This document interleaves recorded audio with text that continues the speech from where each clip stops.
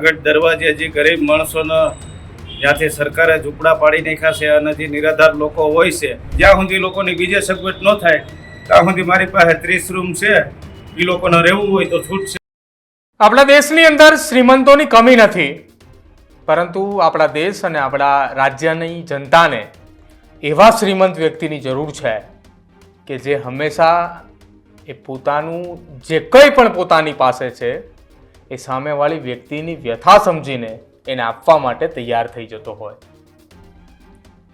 ગુજરાતમાં એક તરફ રાજ્ય સરકારનું બુલડોઝર ફરી રહ્યું છે અને તેની વચ્ચે જૂનાગઢના એક રામભાઈ રબારીના વિડીયો સામે આવ્યા અને વિડીયો સામે આવતા સમગ્ર ગુજરાતની નજર અત્યારે જૂનાગઢ તરફ છે.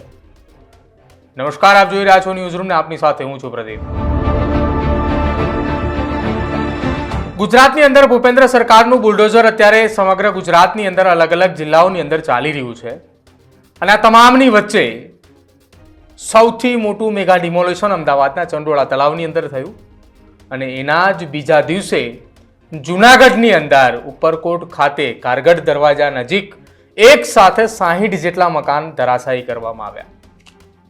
આ 60 જેટલા મકાનો જે ધરાશાયી કરવામાં આવ્યા, જેમાં 8 જેટલા ગુનેગારો પણ હતા. અને જૂનાગઢ વહીવટી શાસનનું એવું પણ કહેવું હતું કે અહીંયા 120 જેટલા મકાનો તૂટવાના છે. 59-60 મકાન આજે તોડ્યા છે, બાકી આવનારા સમયમાં ધીરે ધીરે તૂટતા જશે. પરંતુ આખી આ ઘટનાની અંદર એક વાત સમજવી એ ખૂબ જરૂરી છે કે જ્યારે જ્યારે આ પ્રકારની ઘટના બને છે ત્યારે આપણે ત્યાં કહેવત છે પ્રમાણે કે સૂકા ભેગું લીલું બળે, એ જ પ્રકારે ગુનેગારોના મકાન તૂટે તો નિર્દોષોના પણ સાથે સાથે ક્યાંક એકાદ બે મકાનો તૂટતા હોય છે. જૂનાગઢના રસ્તાઓ ઉપર આ તમામ લોકોએ ઝૂંપડા બાંધીને રહેવા માટે મજબૂર બન્યા અને એ જ રસ્તા ઉપરથી રામભાઈ રબારી પસાર થાય છે. રામભાઈ રબારી એ મૂળ જૂનાગઢના વતની છે અને જ્યારે તેઓ જૂનાગઢની અંદર તેમના કામથી નીકળી રહ્યા હતા ને તે દરમિયાન તેમને ઝૂંપડાની અંદર કેટલાક લોકોને ત્યાં રહેતા જોયા. અચાનક તેમને એવું થયું કે મારી પાસે આટલી સંપત્તિ છે, શું કામની? મારા એ લોકો, જૂનાગઢના એ લોકો આવી રીતે ઝૂંપડામાં રહે. સીધા એ તેમની સાથે વાતચીત કરવા પહોંચ્યા ને ત્યાં તેમને એમ કહ્યું કે મારી પાસે 30 રૂમો છે.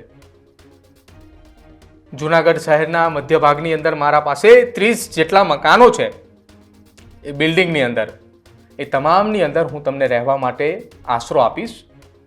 તમારે એક પણ રૂપિયો ભાડું નથી આપવાનું. જ્યારે તમારી પાસે બીજી વ્યવસ્થા થાય ત્યારે તમે જજો, બાકી ત્યાં સુધી તમારે ત્યાં રહેવાની જ હોય.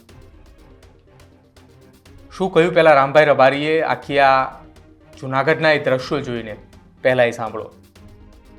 મારું નામ રામભાઈ રબારી. મારી પાસે કાળવા ચોકમાં માંગનાથમાં જગ્યા છે, 30 મકાનો છે.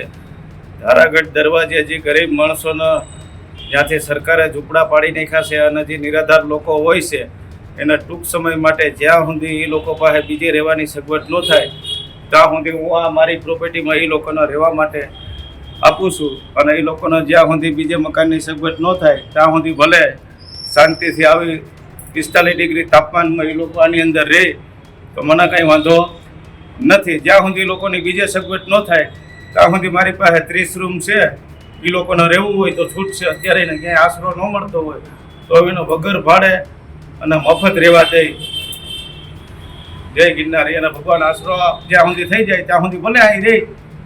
જય ગિરનારી.